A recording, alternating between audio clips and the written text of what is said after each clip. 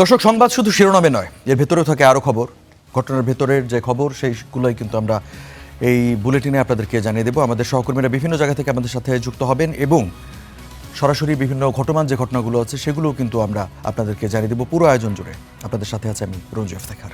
দর্শক, আপনারা জানেন যে বেশ কদিন ধরেই কিন্তু সরবরাহ সংকটের কারণে তীব্র গ্যাস সংকটে বিপাকে ফিলিং স্টেশনে আসা যানবাহনের চালকরা ঘন্টার পর ঘন্টা অপেক্ষা করেও মিলছে না কিন্তু কাঙ্ক্ষিত গ্যাস। এ নিয়ে আর একটু বিস্তারিত জানবো। আজকে কি পরিস্থিতি জানাবেন আমাদের সহকর্মী রাজধানীর তেজগাঁও থেকে যুক্ত আছেন মাঝার মাহবুব। মাঝারের সাথে যুক্ত হতে চাই। মাঝার কাছ থেকে জানতে চাইবো যে আজকে ফিলিং স্টেশনগুলোর কি অবস্থা, যারা গ্যাস নিতে আসছেন তারা কি পর্যাপ্ত গ্যাস পাচ্ছেন, না অন্যান্য দিনের মতোই যতটুকু চাইছেন তার অর্ধেক বা তারও কম?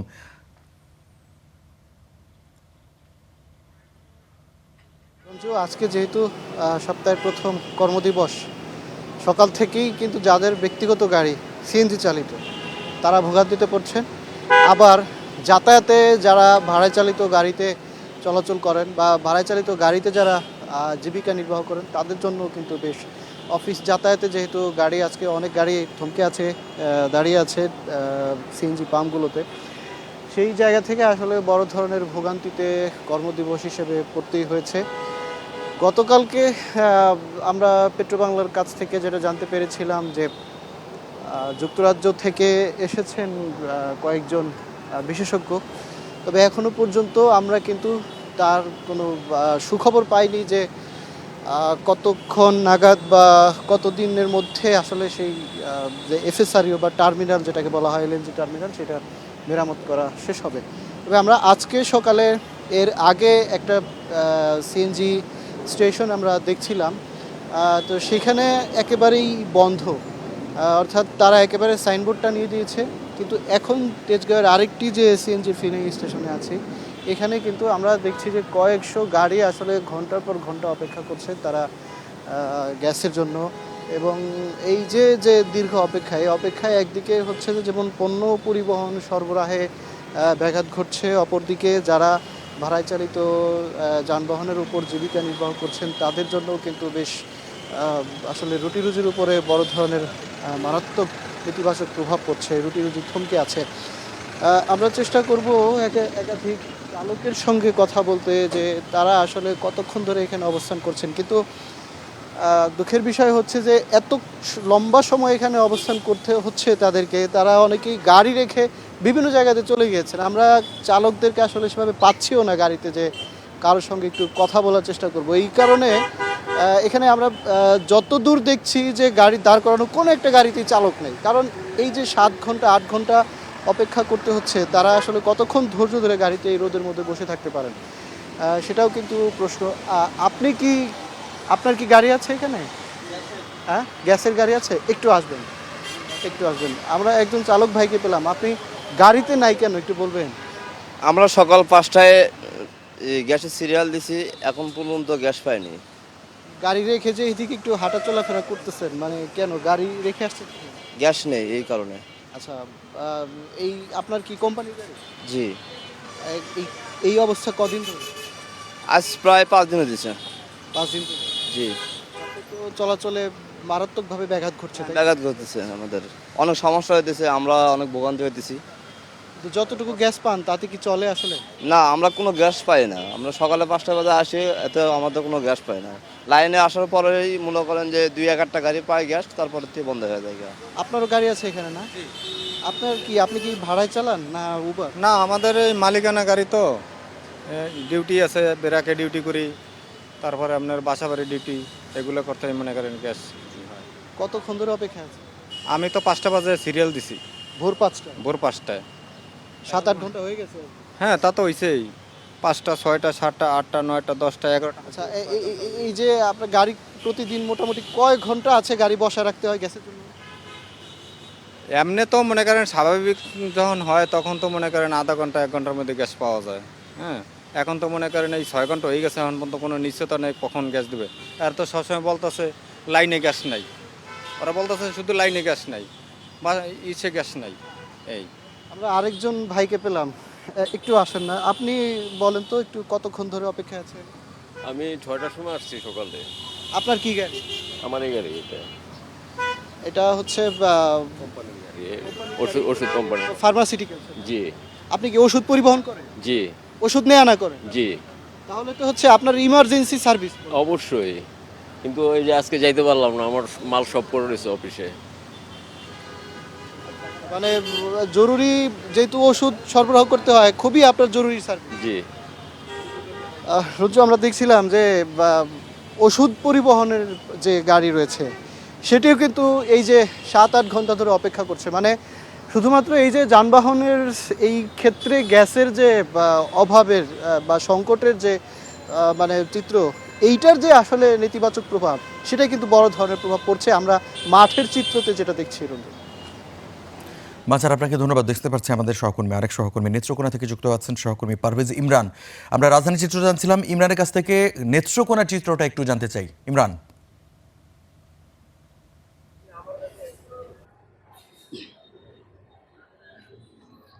রঞ্জু, আপনি জানেন মহেশখালীর যে এলএনজি টার্মিনাল রয়েছে সেখানে যান্ত্রিক ত্রুটি দেখার পর থেকে বাংলাদেশের বিভিন্ন জায়গার মতো নেত্রকোনাতেও কিন্তু বেশ কয়েকদিন ধরেই তীব্র গ্যাসের সংকট চলছিল। এখনও সেটা চলমান। নেত্রকোনার যে 5,500 গ্রাহক, সাধারণ গ্রাহক রয়েছে, তারা কিন্তু গতকাল রাত থেকে আমরা শুনেছি তারা কিছুটা স্বস্তিতে আছে, কিছুটা গ্যাসের চাপ তাদের বেড়েছে, কিন্তু সেটাও পর্যাপ্ত না। তো সব থেকে বড় সমস্যা যেটা হয়েছে নেত্রকোনাতে, সব থেকে বেশি বিপাকে যেটা রয়েছে, সিএনজি চালিত অটো রিক্সা যারা চালান, সিএনজি চালিত অটো রিক্সা চালকরা কিন্তু ব্যাপক সংকটে রয়েছেন। তারা কিন্তু গত কয়েকদিন ধরে, গত প্রায় 5 থেকে 6 দিন ধরে কিন্তু তারা গ্যাস রিফিল করতে পারছেন না। নেত্রকোনার যে একমাত্র ফিলিং স্টেশন যেটি রয়েছে, যেটি গ্যাস রিফিল করে, সেখানে কিন্তু কোনো ধরনের গ্যাসের চাপ না থাকায় তারা কিন্তু কোনো ধরনের গ্যাস সরবরাহ করতে পারছেন না।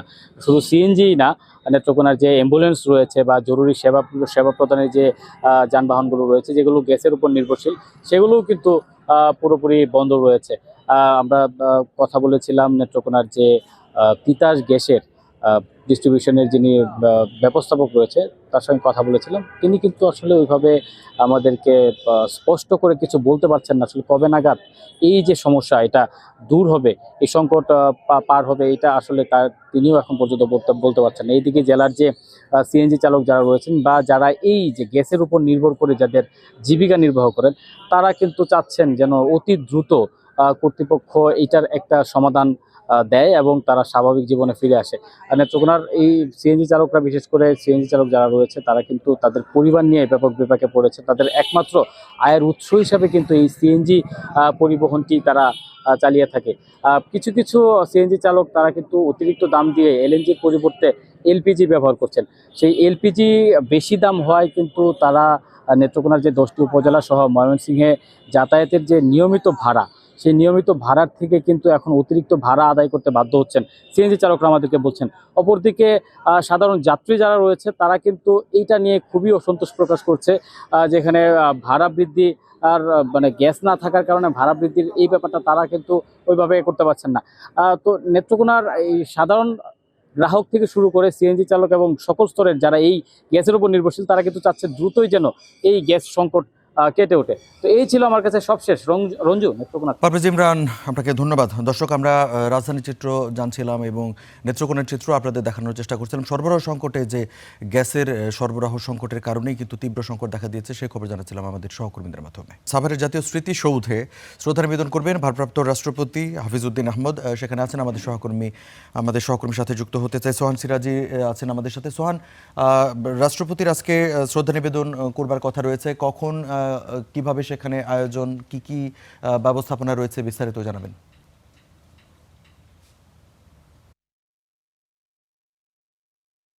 রঞ্জু, বাংলাদেশের নতুন যিনি ভারপ্রাপ্ত রাষ্ট্রপতি হয়েছেন মেজর অবসরপ্রাপ্ত হাফিজউদ্দিন আহমেদ, তিনি কিন্তু আজ বেলা 11:30টার দিকে এই সাভারের যে জাতীয় স্মৃতিসৌধটি রয়েছে, সেই জাতীয় স্মৃতিসৌধে এসে 1971 সালের মহান মুক্তিযুদ্ধের শহীদদের প্রতি শ্রদ্ধা নিবেদন করার কথা রয়েছে। ইতিমধ্যে তিনি কিন্তু, আমরা শেষ খবর পাওয়া পর্যন্ত 10:45-এ তার যে কিন্তু রওনা দিয়েছেন গাড়ি বহন নিয়ে। ইতিমধ্যে আমরা যেমনটি জানতে পেরেছি, তিনি ঢাকা আরিচা মহাসড়কের যে হেমায়েতপুর রয়েছে, সেই হেমায়েতপুর অঞ্চলটি ইতিমধ্যে ক্রস করেছে এবং তিনি অনেকটা কাছাকাছি চলে এসেছে এবং এই ওনার আগমনকে ঘিরে কিন্তু পুরো স্মৃতিসৌধ নিশ্চিত যে নিরাপত্তার বলয় কিন্তু ঢাকা রিচার্জ কিন্তু থেকে শুরু করে নবীনগর পর্যন্ত শৃঙ্খলা বাহিনীর যে সদস্যরা রয়েছে তারা কিন্তু নিরাপত্তার যে জোরদার সেটি কিন্তু তারা কিন্তু জোরদার করেছে। এবং এর পাশাপাশি এই নবীনগর এসে আমরা যেটি দেখতে পেরেছি, এখানে কিন্তু বিপুল পরিমাণ যে বিএনপির নেতাকর্মী যারা রয়েছে স্থানীয়, তারা কিন্তু এখানে এসেছে এবং তারাও কিন্তু নতুন যিনি ভারপ্রাপ্ত রাষ্ট্রপতি রয়েছে তাকে শুভেচ্ছা জানাতে বিভিন্ন ধরনের স্লোগান তারা দিচ্ছে। তবে আমরা এখানকার নিরাপত্তার দায়িত্বে থাকা ঢাকা জেলা পুলিশের অতিরিক্ত পুলিশ সুপার জাহাঙ্গীর আলম, যিনি ট্রাফিক উত্তরের তিনি কিন্তু আমাদেরকে জানিয়েছে যে রাষ্ট্রপতির আগমন উপলক্ষে ঢাকা আরিচা মহাসড়কে কিন্তু যান চলাচল বন্ধ থাকবে না, তবে এখানে যেন কোনো ধরনের অবৈধ যান চলাচল এবং ধীরগতির যান যেন প্রবেশ করতে না পারে সেই বিষয়টি তারা নজরদারিতে রেখেছে এবং আশপাশের যে সড়কের পাশ থেকে কোনো ধরনের বিশৃঙ্খলা যাতে না হতে পারে সেই বিষয়টিও তারা তদারকি করছে। এবং ওনার আগমন উপলক্ষে কিন্তু এই স্মৃতিসৌধ প্রাঙ্গণকে ইতিমধ্যে ধুয়ে মুছে পরিষ্কার করে রাখা, পরিপাটি করে রাখা হয়েছে।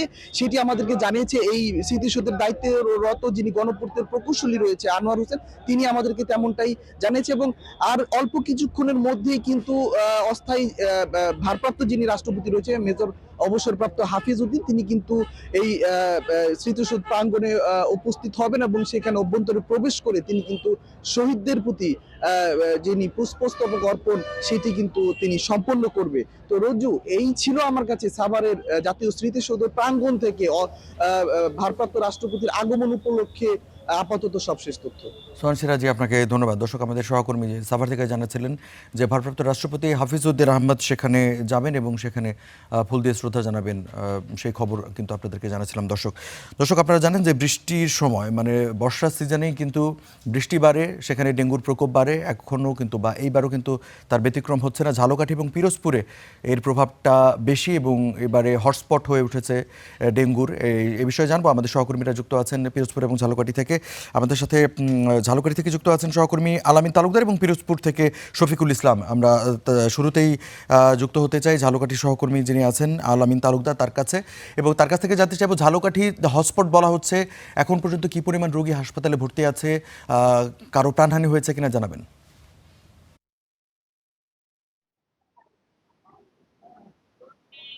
ধন্যবাদ রঞ্জু। আমি একটু তথ্য দিয়েই জানিয়ে রাখি আপনার মাধ্যমে যে এবছরের শুরু থেকে এখন পর্যন্ত ঝালকাঠি জেলায় মোট 905 জন মানুষ ডেঙ্গু জ্বরে আক্রান্ত হয়ে জেলার বিভিন্ন স্বাস্থ্য কমপ্লেক্সে থেকে চিকিৎসা নিয়েছেন। আর গত 24 ঘন্টায় স্বাস্থ্য বিভাগের তথ্য মতে ঝালকাঠি জেলায় 52 জন রোগী বিভিন্ন স্বাস্থ্য কমপ্লেক্সে ভর্তি রয়েছেন।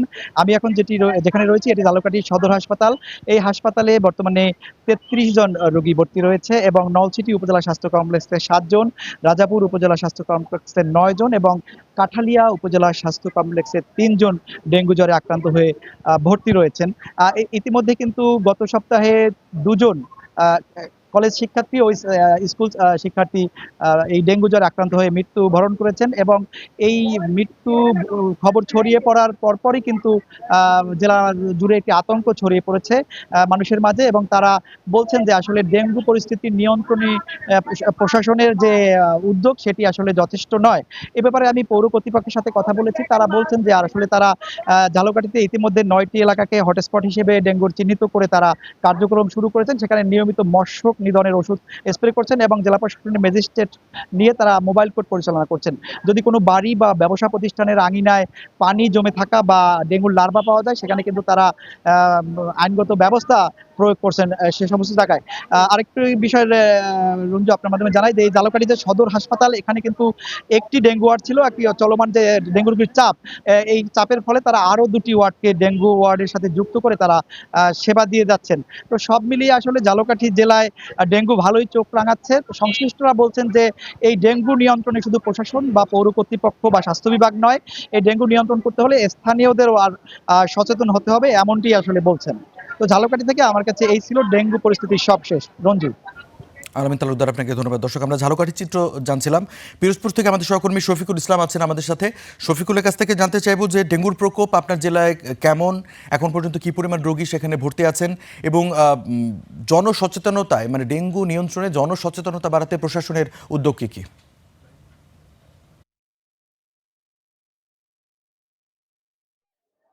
জি রঞ্জন, ধন্যবাদ আপনাকে। বর্ষার শুরুতে কিন্তু আসলে পিরোজপুরে বাড়তে শুরু করেছে ডেঙ্গু রোগী আক্রান্ত সংখ্যা। তো আপনি যেমনটা বলছেন যে পিরোজপুরের প্রশাসনের পক্ষ থেকে এখন পর্যন্ত তেমন কোনো জনসচেতনতামূলক প্রোগ্রাম বা কোনো ধরনের লিফলেট নেওয়া হয়নি। তবে পিরোজপুরে এবছর ডেঙ্গু হটস্পট হওয়ার সবচেয়ে একটি বড় কারণ হিসেবে ধরা হচ্ছে পিরোজপুরে সদর হাসপাতালে ধারণ ক্ষমতার চেয়ে 7 গুণ রোগী বেশি ভর্তি থাকার কারণে কিন্তু আসলে এখানে রোগীর সংখ্যা দিন দিন বেড়েই চলছে। আপনাদের সরাসরি দেখানোর চেষ্টা করি। আমি বর্তমান দাঁড়িয়ে আছি পিরোজপুর সদর হাসপাতালে। এখানে কিন্তু আসলে যে পরিমাণ রোগীর ধারণ ক্ষমতা আছে তার কয়েক গুণ বেশি কিন্তু আসলে রোগী ভর্তি আছে। এর পাশাপাশি পিরোজপুর যে সকল ড্রেনেজ ব্যবস্থা আছে সদর হাসপাতালের তা কিন্তু পর্যাপ্ত পরিমাণ পরিষ্কার রাখা হচ্ছে না। এছাড়াও ডেঙ্গু ওয়ার্ডে পর্যাপ্ত রোগী রাখার ব্যবস্থা নাই। এছাড়াও যে সকল রোগী ভর্তি আছে তাদের সাথে যে সকল স্বজনরা রয়েছেন তারা কিন্তু এই সংক্রমিত ব্যক্তির কাছ থেকে সংখ্যায় রয়েছেন ডেঙ্গু আক্রান্ত হওয়ার।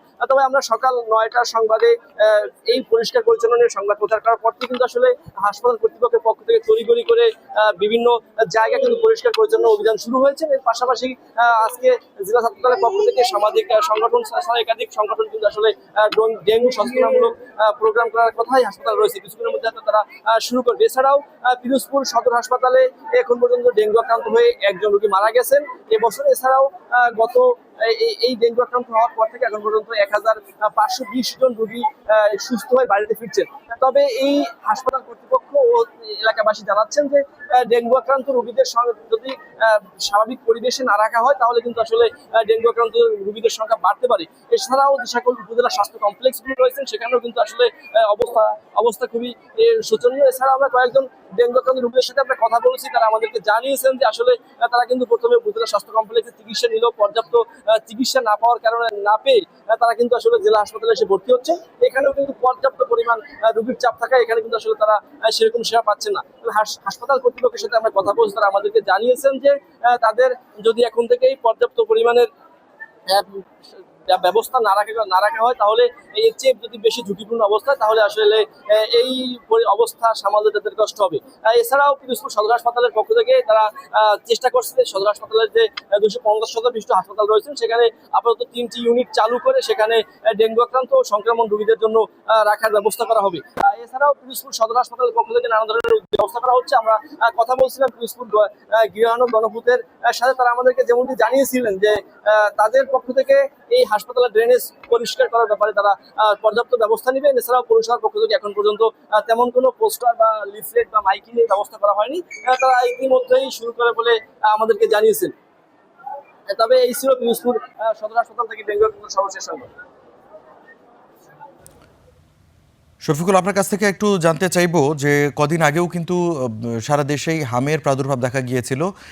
পিরোজপুরে এই হাম আক্রান্ত রোগী এখনো আছে কিনা এবং যদি থাকে তাদের সেবা কিভাবে দেয়া হচ্ছে?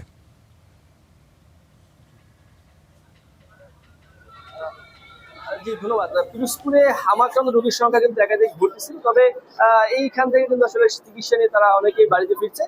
এখন পর্যন্ত পিরোজপুরে আজ গত 24 ঘন্টায় কোনো হামের রোগী ভর্তি হয় না। আপনাদেরকে একটু দেখায় যে পিরোজপুরে হামের যে সকল রোগী ছিল তারা কিন্তু এখান থেকে চিকিৎসা নিয়ে তারা সুস্থ হয়ে বাড়িতে ফিরছেন। এছাড়াও হামের রোগী এখন পর্যন্ত পিরোজপুরে কোনো মারা যায় নাই। তবে গত এই বছর হামের আক্রান্ত রোগী সংক্রমণ নিয়ে যারা ভর্তি হয়েছিল এর মধ্যে প্রায় 890 জন রোগী এখানে শিশু এখান থেকে চিকিৎসা নিয়ে ফিরলেও অনেক কিন্তু আসলে এখান থেকে যারা বেশি সংক্রমিত হচ্ছিল তারা কিন্তু বরিশাল এবং ঢাকায় স্থানান্তর করা হচ্ছে। তবে তারা এমনটা আমাদেরকে জানিয়েছেন যে এই পিরোজপুর সদর হাসপাতাল কিন্তু আসলে ডেঙ্গু, হাম এবং জলাতঙ্ক রোগীদের যে বড় সংখ্যা রয়েছে এই বৃষ্টির সাথে সাথে কিন্তু আসলে সাপে কাটার থেকে শুরু করে যে সকল রোগী আছে তারা কিন্তু আসলে পর্যাপ্ত পরিমাণের চিকিৎসা ব্যবস্থা নাই। এর পাশাপাশি তাদের যে পিরোজপুর জেলা হাসপাতালের 250 বিশিষ্ট যে হাসপাতালটি রয়েছেন সেটি খুব অল্প সময়ের মধ্যে চালু না করা হয় তাহলে এই যে ডেঙ্গু আক্রান্ত যে হটস্পট হিসেবে ঘোষণা করা হয়েছে সদর হাসপাতালকে, এর পাশাপাশি যদি অন্য কোনো রোগীর সংখ্যা বেশি দেখা যায় তাহলে কিন্তু আসলে তাদের সামাল দিতে কষ্ট হবে। এছাড়াও পিরোজপুরের অন্যান্য যে সকল ইউনিট রয়েছে বিশেষ করে শিশু ওয়ার্ড কিন্তু আসলে ধারণ ক্ষমতার চেয়ে 7 গুণ রোগী বেশি এই হাসপাতালে ভর্তি আছে। এছাড়াও অন্য সকল রোগী কিন্তু আসলে এক প্রকারে হাসপাতালের বারান্দা থেকে শুরু করে হাসপাতালের মেঝেতে কিন্তু রোগী ভর্তি থাকে এবং হাসপাতালে এক প্রকারে রোগী দাঁড়ানোর মতন অবস্থানে আপনাদের সরাসরি দেখানোর চেষ্টা করি। আমরা রয়েছি বর্তমানে একটি শিশু ওয়ার্ডের সামনে। এখানে কিন্তু আসলে 50 জনের ধারণ ক্ষমতা থাকার কথা থাকলেও 200 থেকে 2 শতাধিকের উপরে রোগী কিন্তু ভর্তি রয়েছে। এছাড়াও যারা নিয়মিত চিকিৎসা নিতে আসছেন শিশু ওয়ার্ডের, তারা কিন্তু আসলে এখানে পর্যাপ্ত পরিবেশ না পাওয়ার কারণে কিন্তু আসলে তারা এক প্রকারের আতঙ্কিত হচ্ছেন এবং তারা কিন্তু আসলে শঙ্কা প্রকাশ করছেন যে আসলে পিরোজপুরে একমাত্র হাসপাতাল, এই সরকারি হাসপাতাল থাকার পরেও কিন্তু আসলে এই পাশে যে ভবনটি রয়েছে আমাদের 250 হাসপাতাল, এই হাসপাতালটা কিন্তু খুব দ্রুত সময়ের মধ্যে যদি চালু না করা হয় তাহলে কিন্তু আসলে তাদের দুর্ভোগ বেড়েই চলবে। এলাকাবাসী দাবি করছেন দ্রুত সময়ের মধ্যে যাতে পিরোজপুর সদর হাসপাতাল 250 হাসপাতালটি চালু করা হয়, তাদের চিকিৎসা সেবার মান উন্নত করা হয়। পিরোজপুর হাসপাতাল থেকে ইসলাম আমাদের সর্বশেষ সংবাদ। শফিকুল, আপনাকে ধন্যবাদ। দর্শক, আমাদের সহকর্মীদের মাধ্যমে আপনাদেরকে জানাচ্ছিলাম ডেঙ্গু এবং হামা আক্রান্ত রোগীরা কেমন সেবা পাচ্ছেন রাজধানীর বাইরে। এবারে রাজধানীর চিত্র জানাতে চাই আপনাদেরকে। হামের উপসর্গ নিয়ে কিন্তু এখনও কিন্তু প্রতিনিয়ত হাসপাতালে রোগী ভর্তি হচ্ছেন এবং তারা কেমন সেবা পাচ্ছেন এ বিষয়ে জানবো। আমাদের সহকর্মী অভি আছেন আমাদের সাথে। অভির কাছ থেকে জানতে চাইবো যে অভি, আপনি যেই হাসপাতালে রয়েছেন সেখানে এখন পর্যন্ত কি পরিমাণ হামাক্রান্ত রোগী সেবা নিচ্ছে এবং তারা সেবা ঠিকমতো পাচ্ছে কিনা জানাবেন।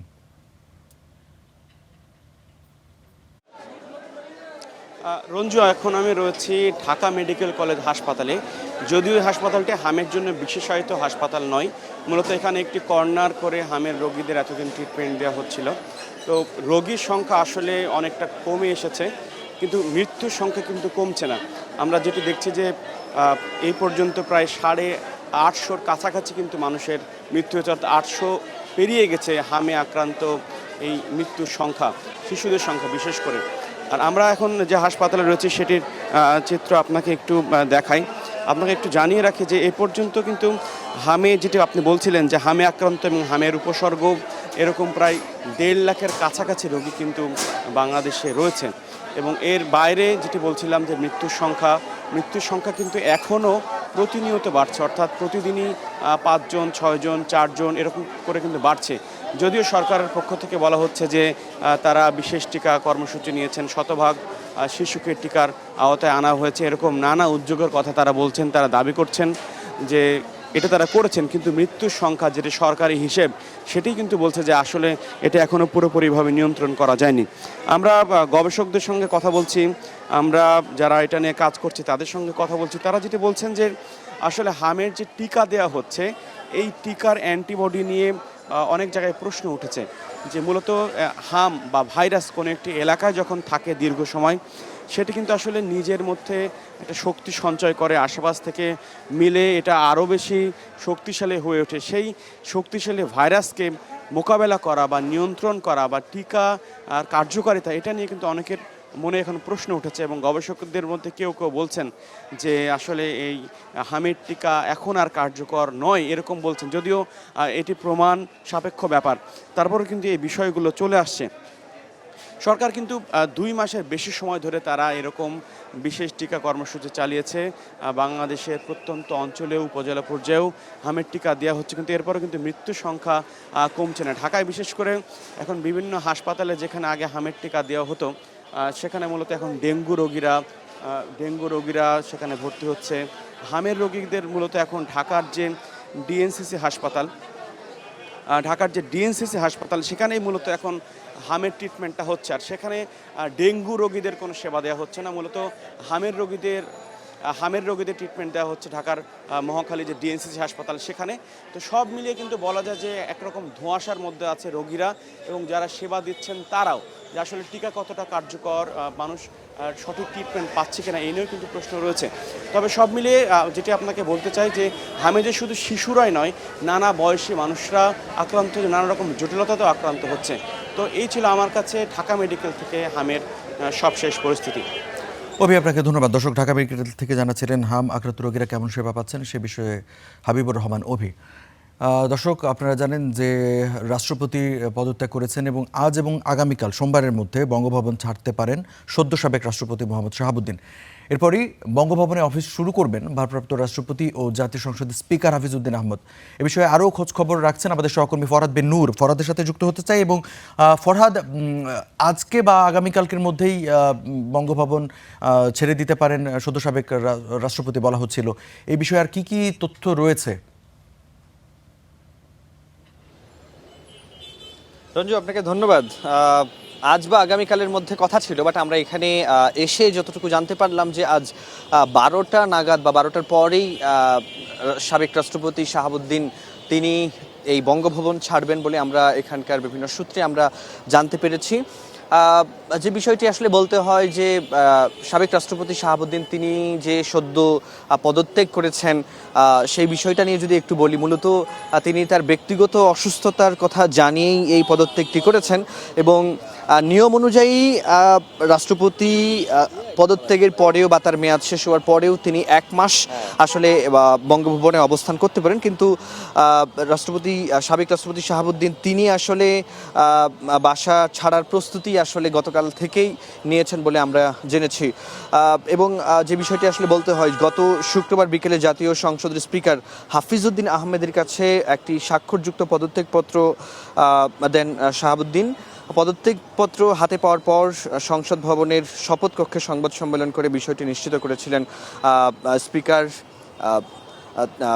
স্পিকার সেটি নিশ্চিত করেছেন। এবং আরেকটি বিষয় একটু জানাতে হয় যে মূলত মোহাম্মদ শাহাবুদ্দিন তিনি যে বঙ্গভবন ত্যাগ করলেই হাফিজউদ্দিন আহমেদ সংবিধান অনুযায়ী তিনি এখন ভারপ্রাপ্ত রাষ্ট্রপতি স্পিকার হিসেবে।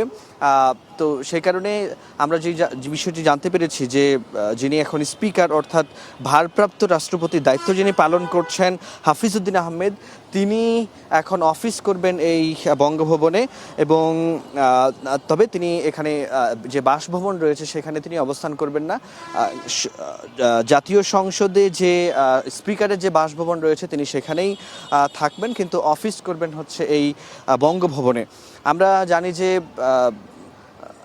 যে সাবেক যে রাষ্ট্রপতি শাহাবুদ্দিন তিনি মূলত আমরা দেখেছিলাম যে 5 আগস্টের পরই তাকে পদত্যাগের জন্য তাকে এই দায়িত্ব থেকে সরানোর জন্য বিভিন্নভাবে আন্দোলন হয়েছে সে সময়, এবং আমরা দেখেছি যে এরপরে যখন জাতীয় সংসদ নির্বাচন হয়েছে, জাতীয় সংসদ নির্বাচনের পরে বিএনপি ক্ষমতায় আসার পরেও অনেকেই কিন্তু দাবি তুলছিলেন যে শাহাবুদ্দিনকে তার এই পদ থেকে তাকে তাড়িয়ে দেওয়ার জন্য কিংবা তাকে পদত্যাগ করার জন্য যেন বাধ্য করা হয়, সে বিষয়টি কিন্তু ছিল। তো আমরা দেখলাম যে মাস 6 যেতেই তিনি নিজেই সিদ্ধান্ত নিয়েছেন তার এই রাষ্ট্রপতির পদ থেকে তিনি অসুস্থতার কারণ দেখিয়ে পদত্যাগ করছেন। তো এই ছিল রঞ্জু আমার কাছে বঙ্গভবন থেকে সবশেষ তথ্য। ফরহাদ বিন নূর, আপনাকে ধন্যবাদ। দর্শক, আমাদের সহকর্মী ফরহাদ বিন নূর জানাচ্ছিলেন সদ্য সাবেক রাষ্ট্রপতি কখন বাসভবন ত্যাগ করবেন সেই বিষয়ে সবশেষ খবর। এবং এর মধ্যে দায়িত্ব গ্রহণের পর সাভারের জাতীয় স্মৃতিসৌধে আজ ফুল দিয়ে শ্রদ্ধা জানাবেন ভারপ্রাপ্ত রাষ্ট্রপতি হাফিজউদ্দিন আহমেদ। আরও জানবো, আমাদের সহকর্মী সিফাত শাহরিয়ার এই বিষয়টা অনুসরণ করছেন। সিফাত, আপনাকে দেখতে পাচ্ছি যে সাভারের স্মৃতিসৌধে এর মধ্যে আপনি পৌঁছে গেছেন এবং রাষ্ট্রপতি, নতুন ভারপ্রাপ্ত যে রাষ্ট্রপতি আছেন তিনি কখন ফুল দিয়ে শ্রদ্ধা নিবেদন করবেন, বিস্তারিত জানাবেন।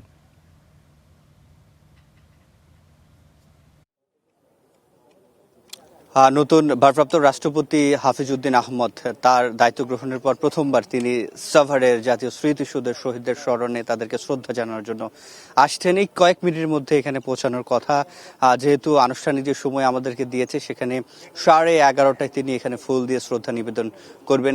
এখানে তার জন্য যত ধরনের নিরাপত্তা নেয়ার দরকার, যেহেতু রাষ্ট্রপতি যে নিরাপত্তা থাকে রাষ্ট্রের সর্বোচ্চ নিরাপত্তা অর্থাৎ ভিভিআইপি যে নিরাপত্তা সেটি তিনি পেয়ে থাকেন। তো সেই নিরাপত্তার যে ব্যবস্থা সেটি কিন্তু আমরা এখানে দেখছি সব ধরনের প্রস্তুতি সম্পূর্ণ হয়েছেন। হাফিজউদ্দিন আহমদ তিনি ভেতরে প্রবেশ করবেন হয়তো কিছুক্ষণের মধ্যে, সেরকম তোড়জোড় এবং নিরাপত্তার যেই বেষ্টনীগুলো দেখছি আমরা, যে কয়েক স্তরের নিরাপত্তা ব্যবস্থা সেটি কিন্তু আমরা দেখতে পাচ্ছি। এবং এখানে বাংলাদেশ সেনাবাহিনী, নৌবাহিনী, বিমান বাহিনীর যারা সৈনিকরা রয়েছেন, যারা সদস্যরা রয়েছেন তারাও প্রস্তুত রয়েছেন।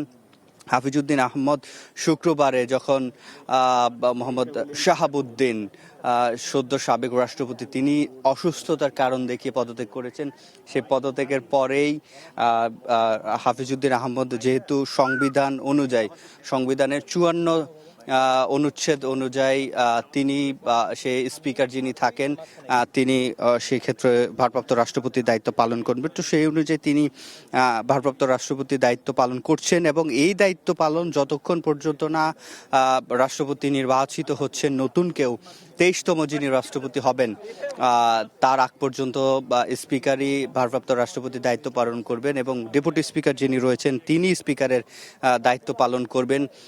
এবং সংবিধান পরিসংখ্যান অনুযায়ী সংবিধানের 123-এর এক যেটি যে অনুচ্ছেদটি রয়েছে সেখানে বলা আছে যে 90 দিনের মধ্যে নির্বাচন দিতে হবে, এবং আমরা যেটি জানি এই নির্বাচন দেওয়ার ক্ষেত্রে শুরুতেই সেখানে সংসদ অধিবেশন ডাক দিতে হবে। যেহেতু এখন সংসদ চলমান রয়েছে, বাজেট অধিবেশন শেষ হয়েছে, তৃতীয় পরের অধিবেশনটি শুরুর যে সময়টা সেটি 2 মাসের মধ্যে যেহেতু শুরু করতে হবে। 15 জুলাই আমরা দেখেছি দ্বিতীয় অধিবেশন শেষ হয়েছিল।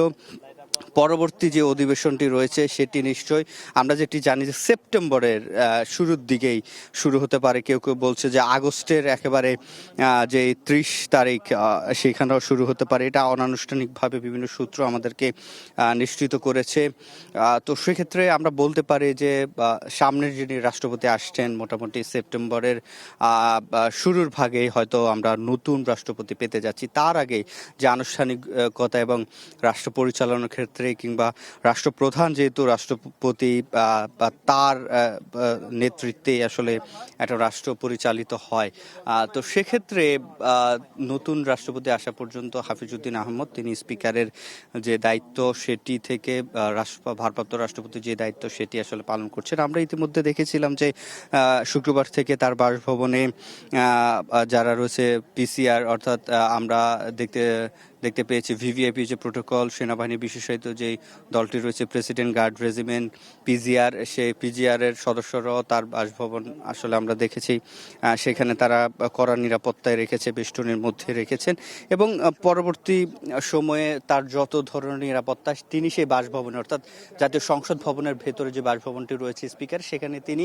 সেখানেই থাকবেন। তবে তিনি তার যে অফিসিয়াল দায়িত্ব যে কার্যক্রমগুলো সেগুলো তিনি বঙ্গভবন থেকে করবেন, এবং আজকে সদ্য বিদায়ী যিনি রাষ্ট্রপতি ছিলেন মোহাম্মদ শাহাবুদ্দিন তিনিও সেই বঙ্গভবন ছাড়ছেন, তারপরেই বঙ্গভবনে তার যে আনুষ্ঠানিক কার্যক্রম সেটি করবেন এখন যিনি রয়েছেন ভারপ্রাপ্ত রাষ্ট্রপতি হাফিজউদ্দিন আহমেদ। আমরা সাইরেন শুনছি, নিশ্চয়ই তিনি তার গাড়িবহর পৌঁছে গেছে, কিছুক্ষণের মধ্যে হয়তো তিনি এখানে ফুল দিয়ে শ্রদ্ধা নিবেদন করবেন। তো রঞ্জু, এই ছিল আমার কাছে সাভারের জাতীয় স্মৃতিসৌধ থেকে সবশেষ।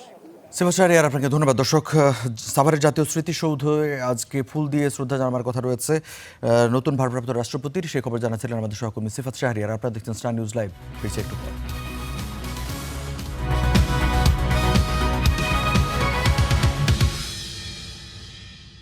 বাংলার মাটির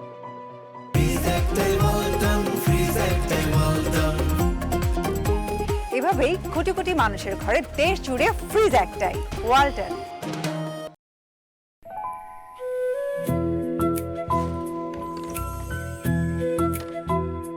সাদা মেঘের মতো ওড়ে এক চিমটি মায়া, হালকা সুবাসে মিশে আগলে রাখা ছায়া, নরম হাতের ছোঁয়ায় স্মৃতির ওই ক্যানভাসে ফুডেলা হাসছে আজ মমতার সুবাসে। প্রয়োজন আর আয়োজনের সেই পুরনো বন্ধনে ফুডেলা আছে হারানো স্মৃতির প্রতিটি ক্ষণে। স্বাদ ও ঘ্রাণ একদম আমাদের বাড়ির ভাঙানো আটার মতো, তাই না? ফুডেলা, আটা, ময়দা, সুজি, শুদ্ধতায় পূর্ণতায়। ফুডেলা একটি নাবিল পণ্য। 5+ স্টার রেটিং প্রাপ্ত দেশের সর্বোচ্চ বিদ্যুৎ সাশ্রয়ী ও eco friendly Walton AC. Walton air conditioner, smart comfort এখন নেক্সট লেভেলে। প্রকৃতির বিশুদ্ধ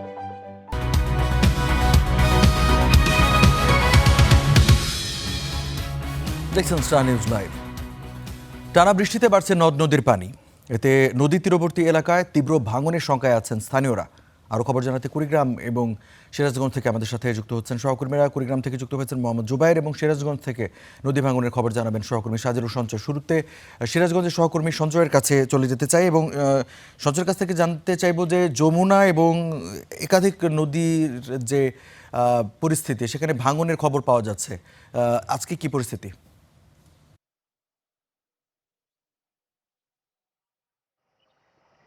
রঞ্জু, গত দুদিন যাবৎ সিরাজগঞ্জ পয়েন্টে কিন্তু যমুনা নদীর পানি বৃদ্ধি অব্যাহতভাবে হ্রাস পাচ্ছে। সর্বশেষ 24 ঘন্টায় সিরাজগঞ্জ শহররক্ষা বাঁধ পয়েন্টে এই নদীটির পানি 5 সেন্টিমিটার কমে এই মুহূর্তে কিন্তু বিপদসীমার 64 সেন্টিমিটার নিচ দিয়ে প্রবাহিত হচ্ছে। একই সময়ে সিরাজগঞ্জের কাজীপুর মেঘাইঘাট পয়েন্টেও 10 সেন্টিমিটার কমে বিপদসীমার 107 সেন্টিমিটার নিচ দিয়ে প্রবাহিত হচ্ছে।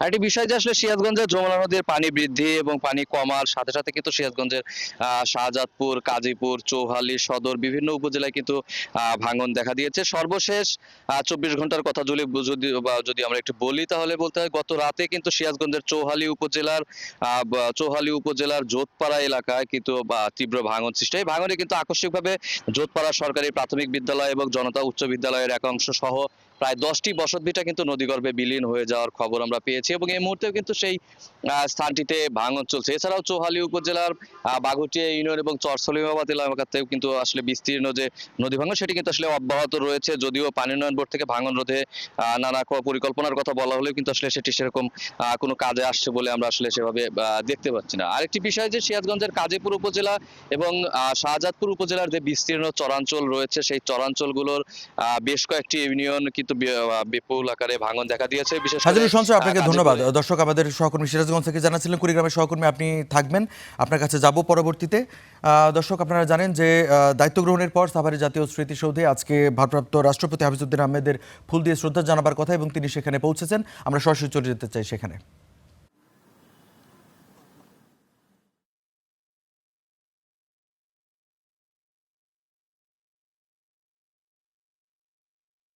দেখেছি নির্দিষ্ট যে সময় ছিল ভারপ্রাপ্ত রাষ্ট্রপতি হাফিজউদ্দিন আহমদ জাতীয় স্মৃতিসৌধে আসার, আমরা সেটি দেখছি। তিনি এসছেন এবং এখানে যারা কর্মকর্তা রয়েছেন, ঊর্ধ্বতন সামরিক কর্মকর্তা যারা রয়েছেন এবং উপস্থিত যারা কর্মকর্তারা এখানে আছেন তাদের সাথে মোলাকাত করছেন এবং তাদের সাথে মতবিনিময় করছেন এবং দেখতে পাচ্ছেন ভারপ্রাপ্ত রাষ্ট্রপতি যিনি কয়েকদিন আগে স্পিকারের দায়িত্ব পালন করছেন, শুক্রবারে তিনি ভারপ্রাপ্ত রাষ্ট্রপতি হাফিজউদ্দিন আহমদ তিনি শহীদের বেদিতে ধীরে ধীরে এগিয়ে আসছেন এবং এখানে ফুল দিয়ে শ্রদ্ধা নিবেদনের যত প্রক্রিয়া রয়েছে সব প্রস্তুত রয়েছে এবং তিনি এসে শ্রদ্ধা জানাবেন এবং যে আনুষ্ঠানিকতা সেটি শুরু হয়েছে। তিনি শ্রদ্ধা জানাচ্ছেন ভারপ্রাপ্ত রাষ্ট্রপতি হাফিজউদ্দিন আহমদ, শ্রদ্ধা নিবেদন করছেন সাভারের জাতীয় স্মৃতিসৌধে শহীদদের স্মরণে।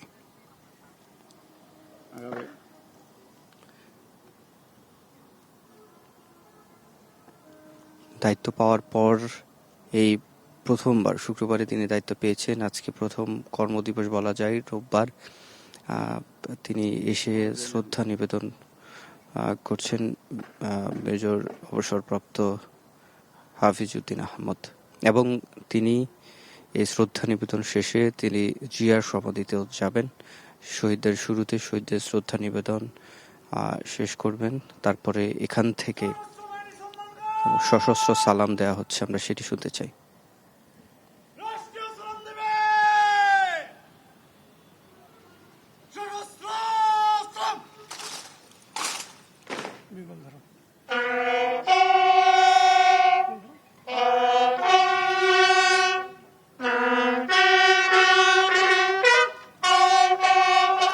যে সশস্ত্র রাষ্ট্রীয় সালাম সেটি দেয়া হচ্ছে এবং এখানে বিভিন্ন বাহিনীর শীর্ষ যারা রয়েছেন তারা এখানে উপস্থিত হয়েছেন। বঙ্গভবনের যারা কর্মকর্তা রয়েছেন তাদেরকে আমরা দেখতে পাচ্ছি এবং 3 বাহিনীর যে সদস্যরা রয়েছেন তারা সশস্ত্র রাষ্ট্রীয় যে সালাম সেটি দিচ্ছেন। আমরা 3 বাহিনীর প্রধান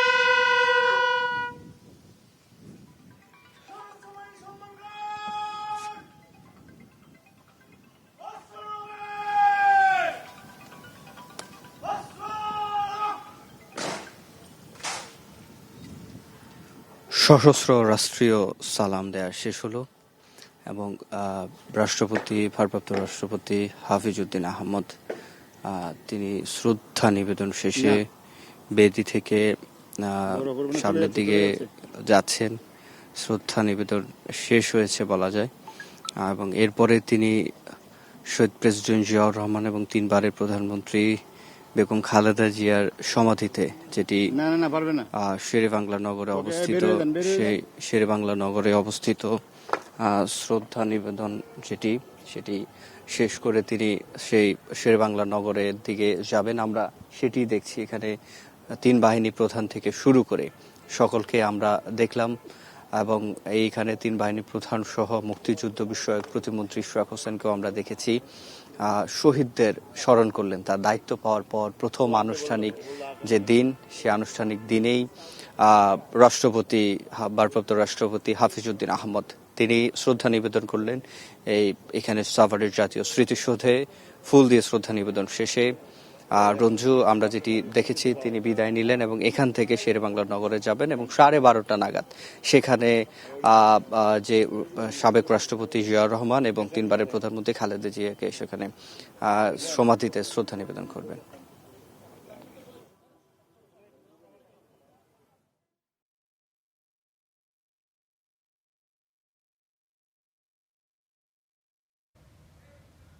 দর্শক, আপনারা দেখছিলেন যে দায়িত্ব গ্রহণের পর সাভারের জাতীয় স্মৃতিসৌধে ফুল দিয়ে শ্রদ্ধা জানিয়েছেন ভারপ্রাপ্ত রাষ্ট্রপতি জনাব হাফিজউদ্দিন আহমদ।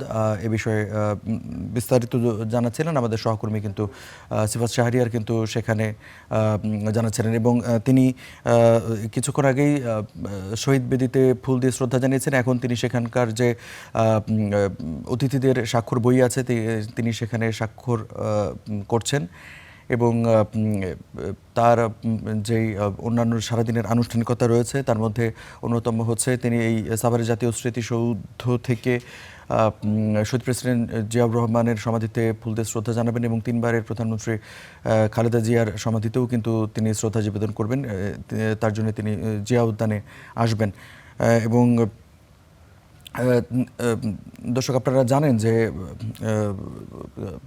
সদ্য সাবেক রাষ্ট্রপতি যিনি মোহাম্মদ শাহাবুদ্দিন তিনি অসুস্থতাজনিত কারণ দেখিয়ে তিনি পদত্যাগ করেছেন এবং তারপরেই কিন্তু যিনি সংসদের স্পিকার ছিলেন তিনি ভারপ্রাপ্ত রাষ্ট্রপতির মর্যাদায় আসীন হয়েছেন এবং পরবর্তীতে 90 দিনের মধ্যেই এই যে একটি রাষ্ট্রপতি নির্বাচিত হবে তারপর সেই দায়িত্বটা আসলে অর্পণ করা হবে। দর্শক, আপনারা দেখছিলেন সাভারের জাতীয় স্মৃতিসৌধ থেকে ভারপ্রাপ্ত রাষ্ট্রপতির শ্রদ্ধা নিবেদনের আনুষ্ঠানিকতা যা ছিল আমরা সরাসরি দেখালাম আপনাদেরকে।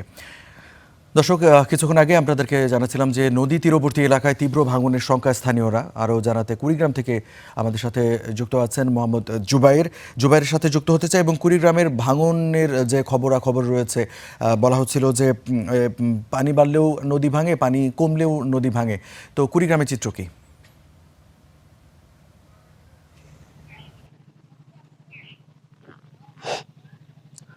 এই মুহূর্তে আসলে কুড়িগ্রামে পানি কমছে। অনেক নদ নদীগুলোতে আমরা দেখতে পাচ্ছি যে বিপদসীমা থেকে বেশ কিছু নিচে পানি অবস্থান করছে, তবে ভাঙনের কিন্তু যে কার্যক্রম সেটি কিন্তু অব্যাহত রয়েছে। আমি এখন ঠিক যেখানে দাঁড়িয়ে আছি এটি ধরণীবাড়ি এবং হাতিয়া যে দুটি ইউনিয়ন রয়েছে তার সংযোগস্থলের মধ্যবর্তী, অর্থাৎ ফুলবাড়ির আড়া এই স্থানটির নাম এবং বামনী নদীর তীরবর্তী। আমার পিছনে ঠিক আশা করি দেখতে পাচ্ছেন যে এখানকার বাঁশঝাড় থেকে শুরু করে শতবর্ষী গাছ সব সহ কিন্তু একদম নদীতে চলে গেছে, যার ফলে এখন এই মুহূর্তে সংযোগস্থলের যে রাস্তাটি রয়েছে সেটি নিয়ে এখানকার মানুষজন বেশ আতঙ্কিত বা শঙ্কায় রয়েছেন। এই সড়কটি ব্যবহার করে প্রতিদিন ধরণীবাড়ি ইউনিয়নের কয়েক হাজার মানুষ হাতি ইউনিয়নের নিকটস্থ যে বাজার রয়েছে সেটিতে তারা যায় এবং এখানে বেশ কয়েকটি শিক্ষা প্রতিষ্ঠান রয়েছে, একটি মাদ্রাসা রয়েছে, 2টি স্কুল রয়েছে। সব মিলিয়ে এখানকার মানুষজনের জন্য অতি প্রয়োজনীয় যে সড়কটি যেখানে দাঁড়িয়ে আছে এটি কিন্তু একটা আতঙ্কের মধ্যে অবস্থান করছে। গত কয়েক বছরের যে বন্যা ভাঙন সব মিলিয়ে ক্ষতিগ্রস্ত এই সড়কটি এখন এখানকার মানুষের গলার কাটা। তো এই ছিল আমার কাছে এখন পর্যন্ত আসলে কুড়িগ্রামের নদ নদীর ভাঙনের সর্বশেষ। আপনাকে ধন্যবাদ। দর্শক, দিনাজপুরের বিরামপুরের মাহমুদপুর সীমান্ত থেকে পুশিন হওয়া 9 নারীকে মধ্যরাতে ফিরিয়ে নিয়ে গেছে বিএসএফ। এই বিষয়ে আরও জানবো, আমাদের সহকর্মী আছেন, সহকর্মী মুস্তাফিজুর রহমানের সাথে যুক্ত হতে চাই। এবং মুস্তাফিজ, 9 জনকে ফিরিয়ে নিয়ে গেল এবং পুশিন চেষ্টা অব্যাহত আছে, বিজেপির অবস্থানটা কি?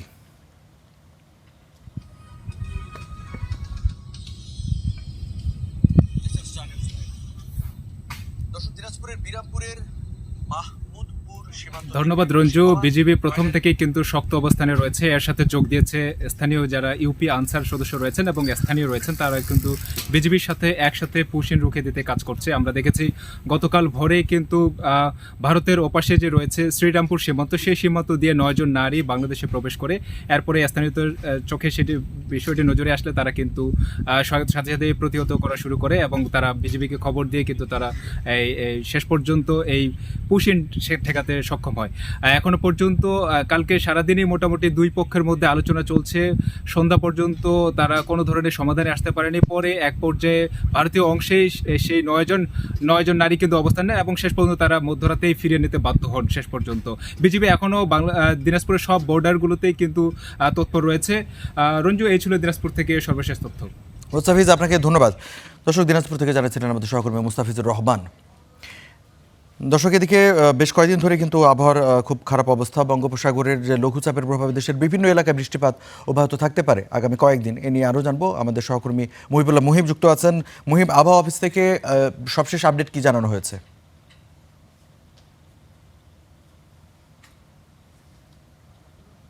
সকাল থেকেই কক্সবাজার উপকূল দিয়ে থেমে থেমে গুড়ি গুড়ি বৃষ্টি দেখা গিয়েছে। তবে আবহাওয়া অধিদপ্তর কিছুক্ষণ আগে তাদের যে সর্বশেষ বুলেটিন সেখানে আমাদেরকে জানিয়েছেন যে মূলত কক্সবাজার সহ দেশের 6টি জেলার উপর দিয়ে 60 থেকে 70 কিলোমিটার বেগে যে ঝোড়ো বাতাস হতে পারে। কারণ বঙ্গোপসাগরের যে সৃষ্ট লঘুচাপ সেটি সুস্পষ্ট লঘুচাপে পরিণত হয়েছে, যার ফলে হচ্ছে সাগর উত্তাল রয়েছে। আমরা হয়তো দেখানোর চেষ্টা করছি যে যেই আবহাওয়া অধিদপ্তরের বার্তার পরেই মূলত উপকূলবর্তী এলাকায় বিশেষ করে কক্সবাজারের যে 6000-এর বেশি ফিশিং ট্রলার রয়েছে সেই ট্রলারগুলোকে কিন্তু যেই সমস্ত এলাকায় নিরাপদে এসে আসলে চলাচল করতে বলা হয়েছে এবং উপকূলবর্তী এলাকাগুলো বা তীরবর্তী এলাকাগুলোতে এসে তাদের মাছ আহরণের কথা বলা হয়েছে। সেক্ষেত্রে আমরা উত্তাল সমুদ্র আসলে পর্যটকদের উপস্থিতি দেখতে পেয়েছি। পাশাপাশি গতকালকে রঞ্জু জোড়ো হাওয়ার কবলে পড়ে শ্রীলঙ্কান 2 জন জেলে কিন্তু বাংলাদেশ উপকূলে ভেসে আসে এবং মহেশখালীর যারা জেলে রয়েছে তারা তাদেরকে উদ্ধার করে নিরাপদে আসলে মহেশখালীর দিকে নিয়ে গিয়েছে। সেই ধরনের তথ্য আমরা কোস্টগার্ডের পক্ষ থেকে পেয়েছি এবং পুলিশও তাদের যে আইডেন্টিটি, তারা যে শ্রীলঙ্কার নাগরিক, সেটি আসলে এম্বাসির সঙ্গে কথা বলে তাদেরকে স্বদেশে ফেরানোর কথা বলছে। আসলে আবহাওয়া পরিস্থিতি 3 নম্বর সতর্কতা সংকেত বহাল রয়েছে, যার ফলে উত্তাল সমুদ্রে আসলে মাছ ধরার ট্রলারগুলো যেতে পারছে না। রঞ্জু, এই ছিল আবহাওয়া পরিস্থিতির সর্বশেষ। মুহিবুল্লাহ মুহিব, আপনাকে ধন্যবাদ। দর্শক, কক্সবাজার থেকে আমাদের সহকর্মী মুহিবুল্লাহ মুহিব জানাচ্ছিলেন আবহাওয়ার সবশেষ খবর। এদিকে নোয়াখালী বিজ্ঞান ও প্রযুক্তি বিশ্ববিদ্যালয়ে যোগ্য শিক্ষকের ট্রেজার নিয়োগের দাবিতে চলছে শিক্ষার্থীদের অবস্থান কর্মসূচি। সেখান থেকে যোগ দিচ্ছেন সহকর্মী গোলাম কিবরিয়া রাহাত। রাহাত, কোন শিক্ষককে তারা ট্রেজার হিসেবে দেখতে চান, কারো নাম এসেছে কিনা জানাবেন?